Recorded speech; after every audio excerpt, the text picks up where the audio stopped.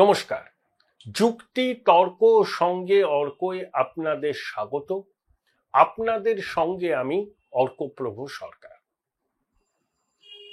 26শে জুলাই ভারত মহাসাগরের আর্কিপেলাগো মলদ্বীপের 60তম স্বাধীনতা দিবস। প্রধান অতিথি কে জানেন?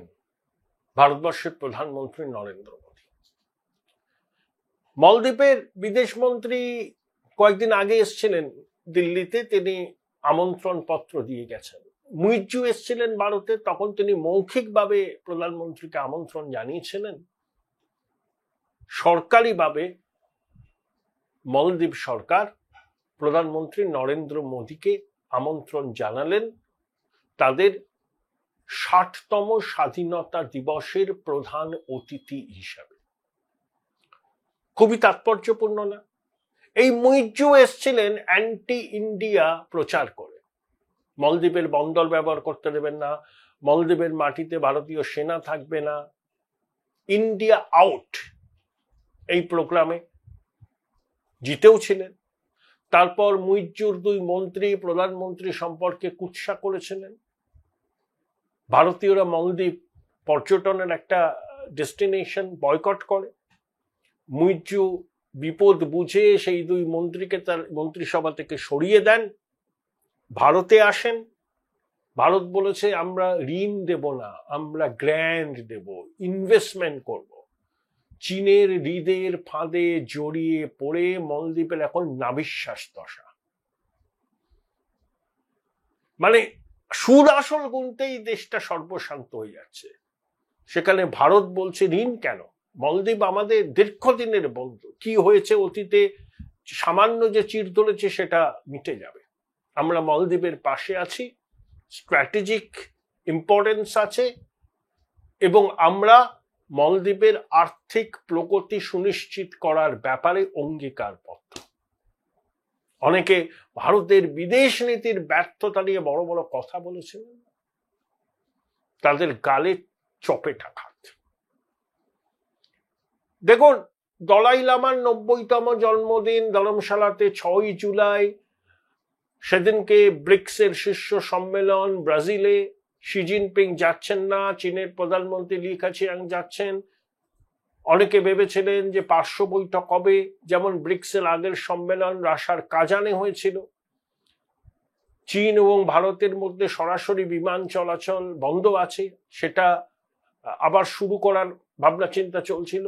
কিন্তু কিরেন রিজিজু, যিনি নিজে বৌদ্ধ ধর্মাবলম্বী এবং অরুণাচল প্রদেশের সাংসদ, এবং অরুণাচলকে চীন অবৈধভাবে তাদের অংশ বলে দাবি করে, এবং আমরা খুব ভেবে চিনতে কিরেন রিজিজুকেই পাঠাচ্ছি দলাই লামার জন্মদিনের অনুষ্ঠানে। সেখানে তার পরবর্তী রিইনকার্নেশন কি হবে, ধর্মীয় রীতি মেনে সেটা ঠিক হবে।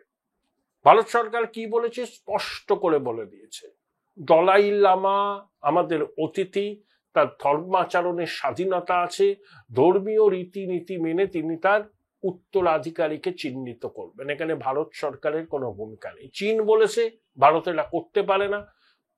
দলাই লামা একজন সেপারেটিস্ট লিডার, তিনি চীনের অখণ্ডতাকে চ্যালেঞ্জ করেছেন। দলাই লামা বলেছেন আমি তো চীনের মধ্যেই অটোনমাস তিব্বত চেয়েছি।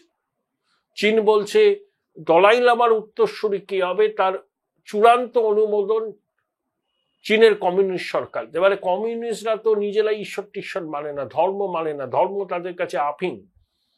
তারা বলছেন যে দলাই লামার উত্তরাধিকারী কে হবে সেটা চূড়ান্ত হবে তাদের অনুমোদনের সাপেক্ষে। এটা হতে পারে না, এটা হতে পারে না।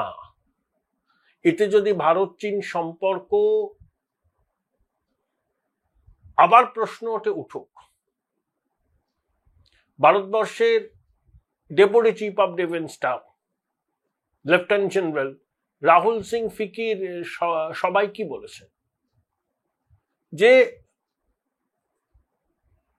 36 স্ট্র্যাটেজিম চীনের পুরনো নীতি, সেটা তারা ব্যবহার করেছিল ভারত পাকিস্তান সংঘাতের আবহে। রিয়েল টাইম ডেটা পাকিস্তানকে প্রোভাইড করেছে, ভারতের কি ডিপ্লয়মেন্ট, কি স্ট্র্যাটেজিক লোকেশন ইত্যাদি ইত্যাদি। অর্থাৎ ধার করা ছুরি দিয়ে ভারতকে আঘাত করতে চেয়েছিল চীন। পাকিস্তানকে সামনে রেখে পিছন থেকে তারা সব রকম কলকাঠি নেড়েছে। পাকিস্তান যে সমরাস্ত্র পেয়েছে তার 81% এসেছে চীন থেকে। টার্কি তো অনেক দূরের দেশ, এরদোগানের টার্কি পাকিস্তানের দীর্ঘদিনের সহযোগী, চীনও দীর্ঘদিনের সহযোগী, অলওয়েজ আর ফ্রেন্ড।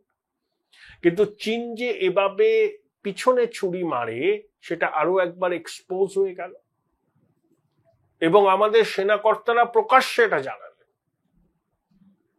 যে তাদের লড়াইটা শুধু পাকিস্তানের সঙ্গে ছিল না, তাদের লড়াইটা চীনের সঙ্গে ছিল। চীন পাকিস্তানকে যে প্রযুক্তি বা যে অস্ত্রশস্ত্র সরবরাহ করেছে সেগুলো কতটা এফেক্টিভ হয়েছে সেটা দেখে নেওয়া চীনের একটা লক্ষ্য ছিল। তাই আড়াল থেকে চীন সব রকম ভাবে মদত দিয়েছে পাকিস্তানকে এই অপারেশন সিন্দুর এবং তার পরবর্তী ঘটনা প্রবাহে। ভাবুন, আমরা অগ্নিবলয়ের মধ্যে বাস করি। তারপর আছে আমাদের পূর্ব সীমান্তের বাংলাদেশ। দেখুন, অন্তর্বর্তী সরকারের 1 বছর পূর্ণ হবে অগস্ট মাসে, ওদের জুলাই সনদ বেরোবে। ইউনূসের অন্তর্বর্তী সরকারের উপদেষ্টা, সে মন্ত্রী পদমর্যাদার, সে বিমানে অস্ত্র নিয়ে যেতে চেয়েছিল, সেই ম্যাগাজিন ধরা পড়েছে, বেআইনিভাবে নিয়েছিল আসিম মাহমুদ সাজিব ভুঁইয়া। সে 98 সালে জন্ম, 30 বছর বয়স হয়নি। বাংলাদেশের আইন অনুযায়ী ন্যূনতম 30, সর্বোচ্চ 70 বছরের মধ্যে কেউ ব্যক্তিগতভাবে অস্ত্র রাখতে পারে। তার অনেক নিয়ম কানুন আছে, আবেদন করতে হয়, তাকে বার্ষিক ন্যূনতম 2 লাখ টাকা কর দিতে হয়। আসিফ মাহমুদ সাজিব ভুঁইয়া তো কাঠ বেকার ছিল, তার পক্ষে তো 2 লক্ষ টাকা কর মেটানো সম্ভব নয়। তাহলে এগুলো হচ্ছে বেআইনিভাবে যে অস্ত্র তারা সংগ্রহ করেছিল সেই অস্ত্রের নমুনা। এই শুধু নমুনা, কারণ এই ছোঁড়া বলেছিল একটা সাক্ষাৎকারে, যদি অগাস্টের গণ অভ্যুত্থান ব্যর্থ হতো তাহলে সশস্ত্র অভ্যুত্থানে তারা যেত। মেটিকুলাস ডিজাইন তৈরি ছিল, অস্ত্রের মজুদ ভান্ডারও তাদের ছিল। বিদেশ থেকে অস্ত্র তারা পেয়েছে। মাস্টার মাইন্ড ইউনূসই আসল মাস্টার মাইন্ড, টাকা পয়সা দিয়ে বেআইনি অস্ত্র জোগাড় করে ও ছাত্রদের হাতে তুলেছিল। তারপর তো বাংলাদেশে পুলিশ থানা লুটপাট হয়, সেখান থেকে অস্ত্র এই দুষ্কৃতী জিহাদিদের হাতে যায়। সেই অস্ত্র এখন উদ্ধার করা সম্ভব হয়।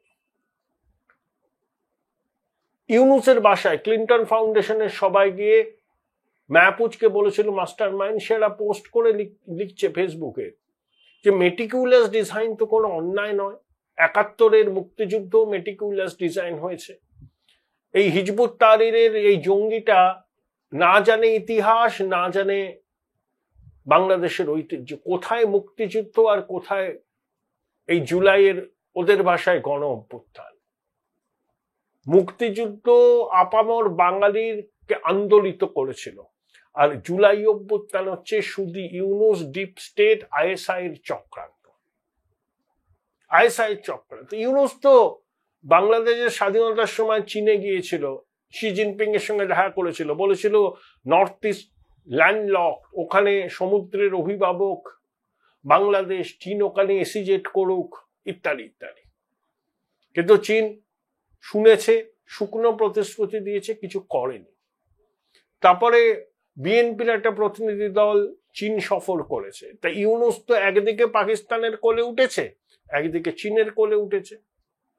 আবার বাংলাদেশে রাষ্ট্রপুঞ্জের দাবি মতো, পশ্চিমী শক্তির দাবি মতো হিউম্যান করিডর দেওয়ার ব্যাপারে চিন্তা ভাবনা করছে, যাতে রাখাইন প্রদেশে ত্রাণ পৌঁছানো যায়, যাতে আরাকান আর্মিকে রসদ দেওয়া যায়। আবার চট্টগ্রাম বন্দরে একটা বার্থ ইউনূস তার বিদেশি প্রভুদের নির্দেশ মতো বিদেশিদের হাতে তুলে দিচ্ছে। অর্থাৎ দেশটাকেও বেঁচে দেবে, বাংলাদেশকে গৃহযুদ্ধের দিকে নিয়ে যাবে এবং বাংলাদেশের মাটিতে বিদেশি সৈন্য দাপাদাপি করবে। ও পশ্চিমী বিশ্বের কোলেও দুলবে, চীন পাকিস্তানের কোলেও দুলবে। দুটো তো একসঙ্গে হয় না। চীন থাপ্পড় মারলে ও গিয়ে ওর পশ্চিমী প্রভুদের পায়ে লুটিয়ে পড়বে, আবার পশ্চিমী প্রভুরা ওর বাঙালে থাপ্পড় মারলে ও আত্মসমর্পণ করার চেষ্টা করবে চীনেরা। আন্তর্জাতিক খ্যাতি সম্পন্ন বাটপাড়ের কাছে এর থেকে বেশি কিছু এক্সপেক্ট করা যায় না। শুধু নিজের টুকু, নিজের পরিবারের টুকু, নিজের গ্রামীণ প্রতিষ্ঠানকে কিভাবে ফুলে ফেঁপে উঠানো যায়, এটাই ওর একমাত্র লক্ষ্য, আর কিচ্ছু না। তবে ইউনূসকে তো লাইনে আসতে হবে না। আমরা ট্রান্সশিপমেন্ট বাতিল করেছি, আমরা বাংলাদেশ থেকে পাঠ নেব না, ভবিষ্যতে আরো কঠোর পদক্ষেপ নেব। যেভাবে বাংলাদেশে হিন্দু নির্যাতন হচ্ছে, যেভাবে বিনা বিচারে চিন্ময় প্রভু আটকে জেলে, যেভাবে লালমনিরহাটে সনাতনীদের নিগ্রহ করা হয়েছে, যেভাবে মাতৃশক্তি গণধর্ষণের মুখে পড়েছে, যেভাবে ঢাকার খিলক্ষেতে দুর্গা মন্দির ভেঙে গুড়িয়ে দিয়েছে ইউনূসের বুলডোজার, বারবার আমরা বলেছি, এবার ব্যবস্থা নেওয়া শুরু হয়েছে, ভাতে মারতে হবে। ইউনূসের বাংলাদেশকে ভাতে না মারলে পরে ও লাইনে আসবে না। মুইজ্জু ঠেকে শিখেছেন, বুঝেছেন যে চীন চীন করলে পরে দেশটাকে বন্ধ রাখতে হবে বেজিং এর কাছে, আর ভারত হচ্ছে অলওয়েদার ফ্রেন্ড। ভুল বুঝতে পেরে মুইজ্জু এখন ভারতের সঙ্গে বন্ধুত্বের হাত বাড়িয়ে দিয়েছে। সেই জন্যই প্রধানমন্ত্রী নরেন্দ্র মোদীকে মালদ্বীপের স্বাধীনতা দিবসে আমন্ত্রণ জানিয়েছেন মুইজ্জু, 65তম স্বাধীনতা দিবস ওদের। ইউনূসকেও এই পথে আসতে হবে, আসতেই হবে, পায়ে পড়তে হবে মোদীজি। কারণ বৃহৎ প্রতিবেশী ভারতকে হোস্টাইল করে বাংলাদেশের 18 কোটি মানুষের কল্যাণ কিন্তু বাংলাদেশের সরকার করতে পারবে না। যে টুথপেস্টটা বাংলাদেশিরা ব্যবহার করে সেটা ভারত থেকে যায়, যে সাবানটা ব্যবহার করে সেটা ভারত থেকে যায়, বহু পণ্যের কাঁচামাল ভারত থেকে যায়, ওষুধের কাঁচামাল ভারত থেকে যায়, সিমেন্ট যায় ভারত থেকে, আদানি থেকে বিদ্যুৎ নেয়। আপনি হিন্দু নিগ্রহ করবেন, ভারতীয় আধিপত্যবাদের কথা বলবেন, আমাদের উদ্বেগকে গুরুত্ব দেবেন না, তাহলে আমাদেরকেও ভাতে মারতে হবে। আমরা তো বাংলাদেশের সঙ্গে খারাপ সম্পর্ক চাই না, কিন্তু ইউনূসের অন্তর্বর্তী সরকার যেভাবে ভারত বিরোধিতার জিগিরটাকে তুঙ্গ বিন্দুতে নিয়ে গেছে, আমাদের কাছে আর কোনো পথ খোলা নেই বিধিনিষেধ আরোপ করা ছাড়া। তাতে বাংলাদেশের বাণিজ্য মহল ক্ষুব্ধ, সাধারণ মানুষ ক্ষুব্ধ, কিন্তু শুধু ইউনূস যে এজেন্ডা নিয়ে এসেছে সেই এজেন্ডার প্রাথমিক শর্ত হলো ভারত বিরোধিতা করা। জঙ্গি জেহাদিদের নেতা, সিম্পল।